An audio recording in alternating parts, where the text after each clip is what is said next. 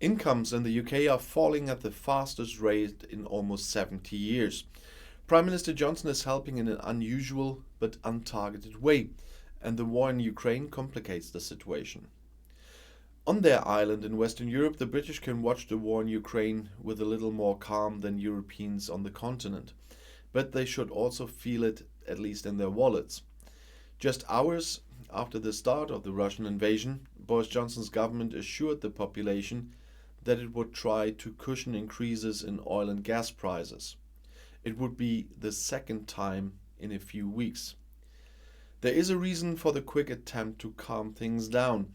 The rise in energy prices has already played a key role in driving inflation in Great Britain to its highest level in 30 years. And in a few weeks, the British will face another price shock, also because of the energy and even without the escalation of the Russian crisis. The Bank of England estimates that consumer prices will rise by more than 7% in April compared to the same month last year. Some analysts are even more pessimistic. In any case, it would be more than the 5.5% that was achieved in January. A major reason is the regulated base tariff for electricity and gas. It is adjusted every 6 months, and the increase due at the beginning of April will reflect the price increases in the wholesale trade over the winter semester. The energy tariff will suddenly increase by more than half, far more than when it was adjusted last autumn. An average household would have to pay the equivalent of at least €900 more per year. Prices of food, household goods and clothing have already picked up, bringing global supply chain issues to the Brits for goods. Services also become more expensive. Already, prices are climbing nearly 3 times faster than the Bank of England's 2% inflation target. And the head of the central bank, Andrew Bailey, is already in a bind. He recently called on the British to hold back on wage demands to compensate for inflation. This did not go down well with the population because from the global financial crisis to the pandemic, the British had to be content with at best modest and often negative growth in real wages on average. There is already widespread talk of a crisis in the cost of living. Inflation is likely to cause UK households' real disposable income to shrink by 2% this year, the sharpest fall since 1955, analysts at Capital Economics estimate. Only during the second oil crisis in 1979 and in the global financial crisis was the slump of a similar magnitude.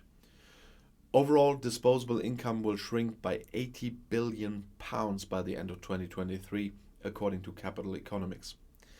But Bank of England Chairman or Governor Bailey defended his calls for wage restraint on Wednesday. He's concerned about a wage price spiral and second round effects.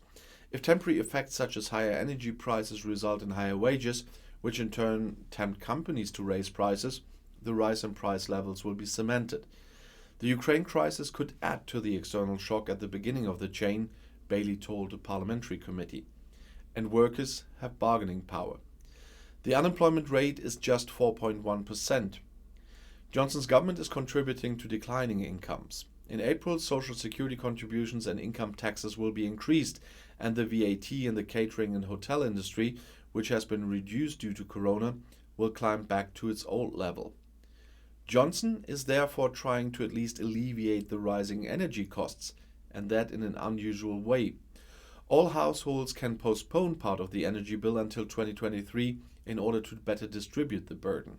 And some households receive a rebate on council taxes. Not all economists are happy about this. The Prime Minister decided against reducing VAT on energy costs.